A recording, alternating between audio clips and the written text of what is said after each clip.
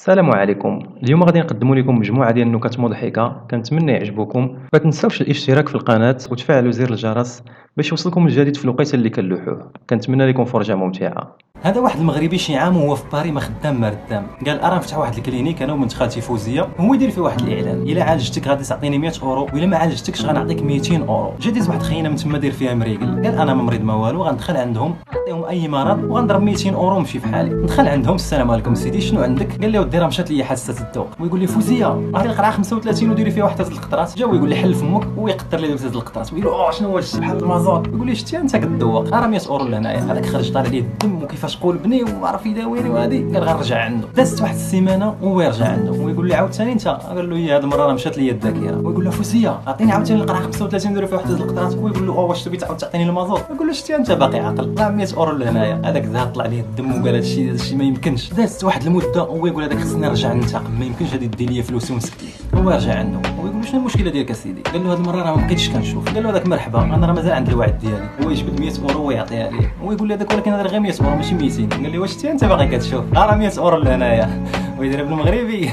قال لك اسيدي هذا واحد الدري صغير كل نهار كيمشي للبنكه وكيدخل الكونت ديالو 500 درهم. الموظفين تعجبوا قالوا كيفاش هذا مازال دري صغير وعنده هذا الرزق كامل. وهما يمشيو يقولوها للمدير وقال لهم المره الجايه منين يجي صيفطوه لعندي نتفاهم معاه يدخل فلوسه كامل في دقه واحده ونزيدوه فوائد راه باينه فيه شي واحد ملعق وخصنا نستافدوا منه. الغد اللي كي جا الدري الصغير دخلوه عند المدير. المدير قال له فاش خدام ولدي؟ قال لي هذاك ما خدامش. اييه منين كتجيب هاد الفلوس كل نهار وجاوبوا الدري والو غير كنتحدى الناس وكنتخاطر معاهم والرهان كيكون ب 500 درهم وديما كنربحهم. المدير قال لي كتكذب غير قول الحق منين كتجيب هاد الفلوس؟ قال لي الدري واخا تخاطر معايا على 500 درهم انني نبوس عيني؟ قال لي المدير واخا نتخاطروا جبد الدري عينو اصطناعيه غير مركبها باسها ورجعها. المدير خسر الرهان وعطى 500 درهم. رجع الدري الغد ليه وهو يعيط ليه المدير قال لي وصافي هذيك هي المخاطره اللي عندك؟ قال ليه الدري لا بغيتي تعاود تخاطر معايا مرحبا نعاودوها. وقال لي المدير سير اسيدي نتخاطروا. قال ليه الدري نتخاطروا 500 درهم انني نعض ودني. المدير مشى كيقلب ودنيه كيشوف واش حقيقيين. قال لي صافي سير مخاطرين. هو يحيد الدري فمو غير مركب وهو يعض به ودنه وخسر المدير المره الثانيه. رجع الدري النهار الثالث قال ليه المدير اجي لهنا بغيت نرجع فلوسي دابا. قال لي الدري مرحبا نعاودوا نتخاطروا وإلا ربحتيني كاع نعطيك فلوسك وإلا خسرت ما تعطيني والو اش بان لك؟ قال لي المدير مرحبا. قال له الدري نتخاطروا ان داك الشورت اللي لابس لتحت زرق. المدير فرح وقال ليه لا ماشي زرق. الدري قال له يلا تبت لي بلي ماشي زرق. حيد المدير سروالو وقال له ها انت شوف. رجع ليه الدري فلوسه وخرج فرحان كيضحك. قال لي المدير ما كضحك راك خسرتي زعما؟ قال ليه كنضحك حيتاش مخاطره مع كاع الموظفين اللي عندك ب 1000 درهم الواحد باللي غادي نهبط لك سروالك.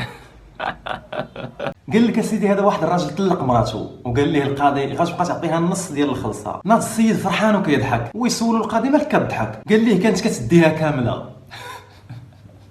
قال لك اسيدي هذا واحد على فراش الموت وقال لمرته بغيت نخلي لك واحد الوصيه فاش نموت وديروا جنازتي بغيتك تتزوجي بجارنا العربي. قالت ليه مرته علاش العربي بالضبط؟ قال لي حيت باع لي واحد البقره مغشوشه وبغيت نرد ليه الصرف.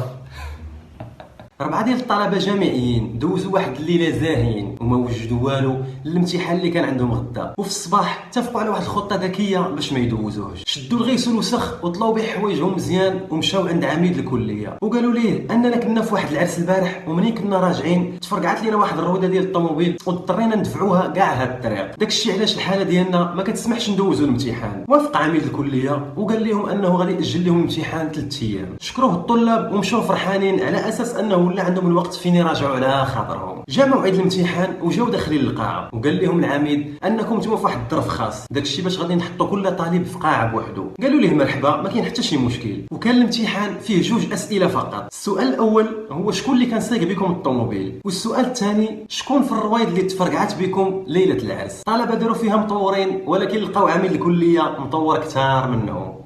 قال لك اسيدي هذا واحد سرقات ليه الطوموبيله ديالو في العشيه والنهار الثاني لقاها في نفس البلاصه اللي كان حاطها فيها مغسوله نقيه هي هذيك. منين فتحها ودخل لقى واحد الرساله مكتوب فيها اسمح لي بزاف خديت لك الطوموبيله ديالك حيت مراتي كانت في واحد الحاله يرثى لها بسبب الحمل. داكشي باش ديتها لاقرب مستشفى والحمد لله راها ولدات. وراه خليت لك واحد الهديه بسيطه انت والعائله ديالك تذاكر للسينما راه خليتهم في المقعد اللور وبعض الحلويات الخفيفه والمكسرات وكنتمنى انك تعذرني. تاثر ذاك الراجل ومسح الدموع وقال الحمد لله رزقنا الله اجر وثواب من غير جهد ولا عمل. من بعد نعم سيدي مشى هو والعائله ديالو للسينما ودوزوا امسيه يا سلام. ومنين رجعوا للدار لقاوهم قشطوها كامله. ايوا سير دابا للسينما. الصحه والراحه. قال لك اسيدي هذه واحد المعلمه ديال اللغه العربيه كتعض التلاميذ ديالها وهما يشكيو بها الاباء ديالهم، وجات واحد اللجنه وزاريه باش تحضر معاها الحصه وتعرف سبب العضان. جلس رئيس اللجنه اللور وكيتبع الدرس. طلبات المعلمه من واحد التلميذه تنوض تكتب في السبوره. قالت التلميذه نكتب بطباشير بيض ولا ازرق؟ جاوبتها المعلمه كتبي بالبيض. التلميذه نكتب الفوق ولا لتحت؟ المعلمه كتبي الفوق. التلميذه نكتب من اليمين ولا من اليسار؟ المعلمه كتبي من اليمين. التلميذه نكتب بالعربيه ولا الفرنسي؟ المعلمه كتبي بالعربيه. التلميذه نكتب بالخط العثماني ولا الخط المغربي؟ هو ينقز رئيس اللجنه قال للمعلمه نوضي تعضيها ولا نوض عضمها انايا. وتحيه لكاع المعلمين وكاع الاساتذه. قال لك اسيدي هذه واحد المراه راجلها مات وفي الكنازه ديالو كتبكي وكتغوت، شكون خليتيني والحياه بلا بك راه ما كتسوى والو، وانا من بعدك راه غادي نحماق. وكان واحد السيد موراها قال لصاحبه لو كان نعرف دارها فين كاينه نمشي نتزوج بها. سكتات ديك المراه واحد الدقيقه ورجعات كتغوت. خليتيني بوحدي في حي النخيل العماره 3 الدوزيام ايطاج على اليسر.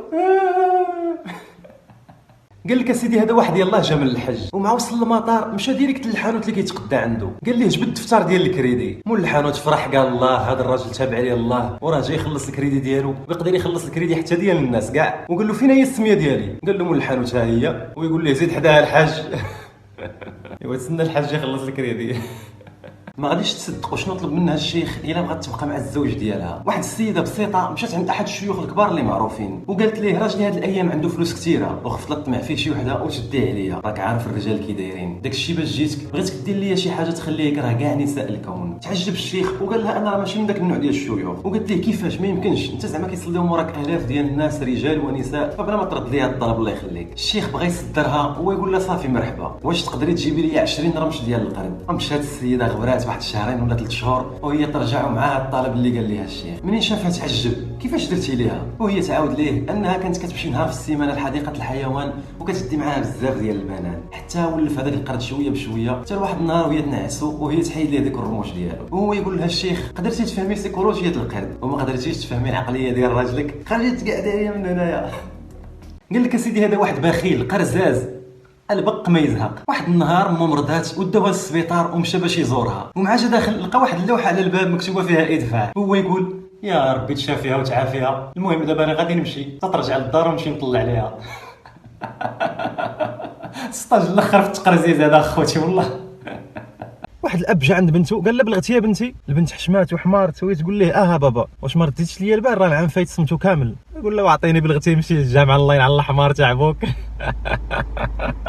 مليونير تحكم عليه بالاعدام لانه قام بجريمه قتل شحال هذه والوقيته اللي كان في السجن كينتظر تنفيذ الحكم عليه قرر انه يهرب. وبما انه مليونير قدر يطمع حارس السجن فلوس صحيحه غير باش يعاونو يهرب ولكن الحارس قال ليه مستحيل تهرب من هنا الا بطريقه واحده اللي هي الموت. قال ليه المليونير كيفاش الموت؟ قال ليه الحارس اسمعني مزيان ما عليك غير تخشى في تابوت مع شي واحد ميت وغتخرج من السجن عبر السفينه ومنين غادي يدفنوك مع بعض الطقوس البسيطه غادي يمشيو ومن بعد نص ساعه نجيك انا وغادي نخرجك وغتعطيني داكشي اللي اتفقنا عليه. المليونير تخلع في الاول ولكن قال انا ميت اللهم نغامر وفعلا اتفقوا على واحد النهار ودار داكشي اللي قال ليه. تخشى في التابوت خرجوا من السجن ودفنوه وبقى كيتسنى داك المليونير فوقاش غيجي الحارس باش يخرج وكيحس بالوقت ثقيل بزاف لدرجه انه دقيقه ما كدوز حتى كيعرق وينشف وكيحس بواحد الضيق ديال التنفس وسط داك القبر. دازت 5 دقائق وبدا كيحس داك المليونير انه الوقت طويل بزاف ولحسن الحظ كانت عنده وقيده في جيبو وقال نشوف شحال ديال الوقت داز ونعرف شحال باقي ليا.